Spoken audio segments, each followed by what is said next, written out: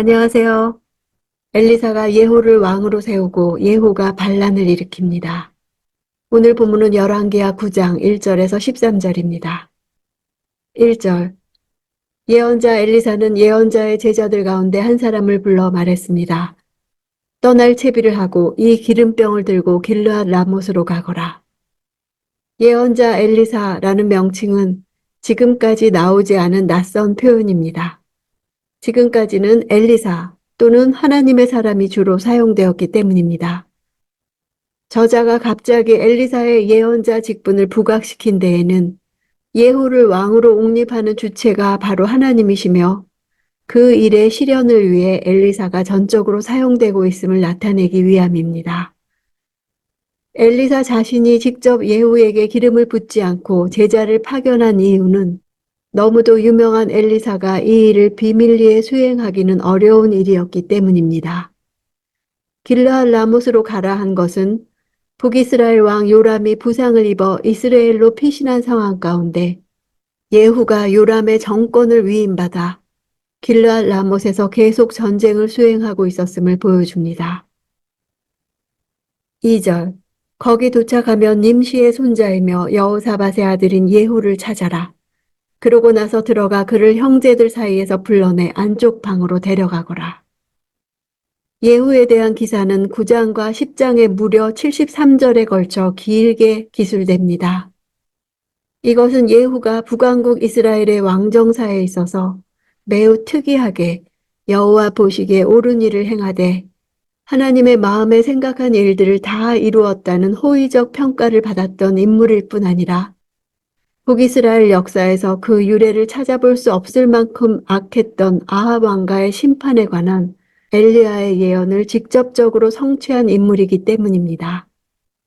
예후를 소개하면서 조부인 nim시를 굳이 밝히는 것은 엘리야가 nim시의 아들 예후라고 예언한 것을 따르며 아마도 그의 부친 여호사밧을 남유다 왕 여호사밧과 구별하려는 의도이거나 그의 아버지 여호사밧보다 할아버지 nim시가 더 유명한 인물이었기 때문일 것입니다. 3절. 그리고 이 기름병을 가져다가 예후의 머리에 붓고 여호와께서 말씀하신다. 내가 내게 기름을 부어 이스라엘 왕으로 삼는다 라고 선포하여라. 그리고 문을 열고 도망쳐라. 머뭇거려서는 안 된다. 하나님의 명령으로 기름 붓는 의식을 행한다는 사실은 예후가 여호와 하나님의 인정을 받은 합법적인 왕이라는 의미가 담겨 있습니다. 동시에 요람에 대해서는 하나님께서 더 이상 그를 북이스라엘의 합법적인 왕으로 인정하지 않고 있음을 뜻합니다.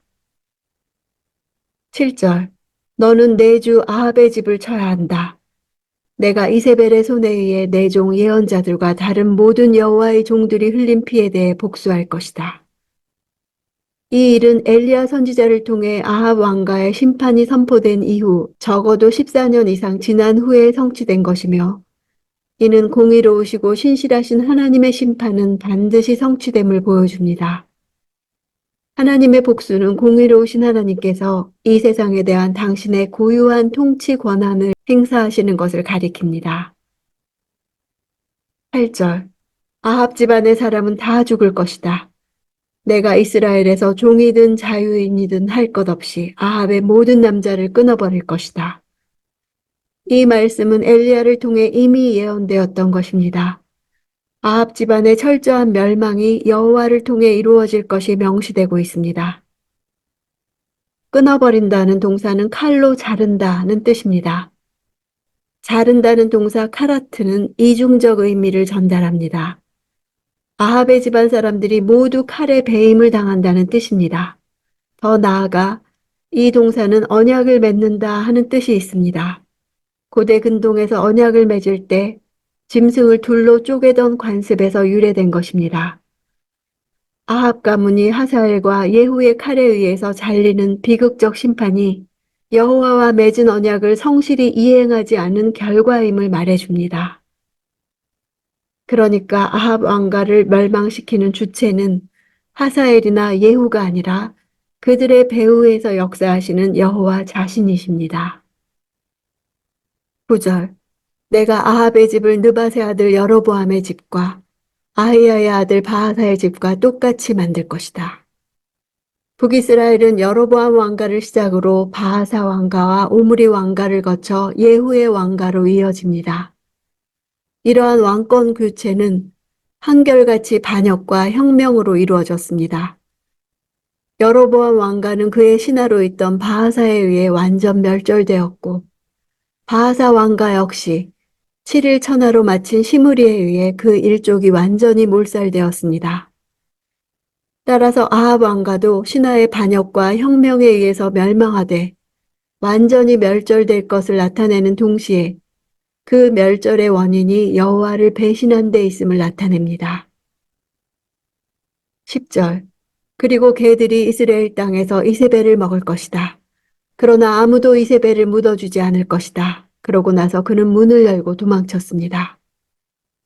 아합 왕가의 심판을 언급하는 7절부터 10절까지의 시작과 마지막을 이세벨에 대한 심판 예언을 반복하는 것은 이세벨이 아합 왕가의 멸망에 결정적 영향을 미친 장본인임을 부각시켜주는 것입니다. 11절. 예후가 왕의 신하들에게 나왔더니 한 사람이 예후에게 물었습니다. 괜찮소? 저 미친 사람이 왜 당신에게 온 것이요? 예후가 대답했습니다. 당신들이 그 사람과 그 사람이 한 말을 알 것이요. 괜찮느냐는 말은 샬롬입니다. 여기서는 별일 없느냐의 의미로 사용되었으나 샬롬이라는 말은 앞으로 요람과 연관해서 이세벨과 연관해서 그들이 비참한 죽음을 당하기 직전에 반복적으로 사용되어 장차 이루어질 사건들에 대한 일종의 복선과 같은 역할을 합니다. 즉 예후가 받은 예언은 결코 샬롬에 관한 것이 아닌 요람과 이세벨을 제거하는 비평화적인 것임을 이 표현의 반복을 통해 역설적으로 전달하고 있는 것입니다.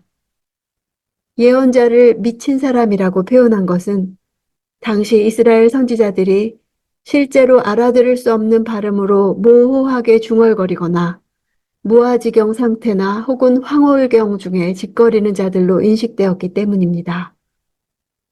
당시 북이스라엘의 반여호와 신앙의 분위기 속에서 나온 하나님의 선지자를 홀대하는 상투적 표현입니다.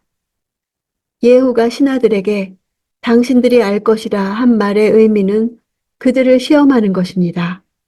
다음 절에 나오는 그렇지 않다라는 그들의 부정의 반응을 봤을 때 당신들도 이미 다 알고 있지 않느냐는 의미로 예후는 그들의 지지 가능성을 떠보는 것입니다.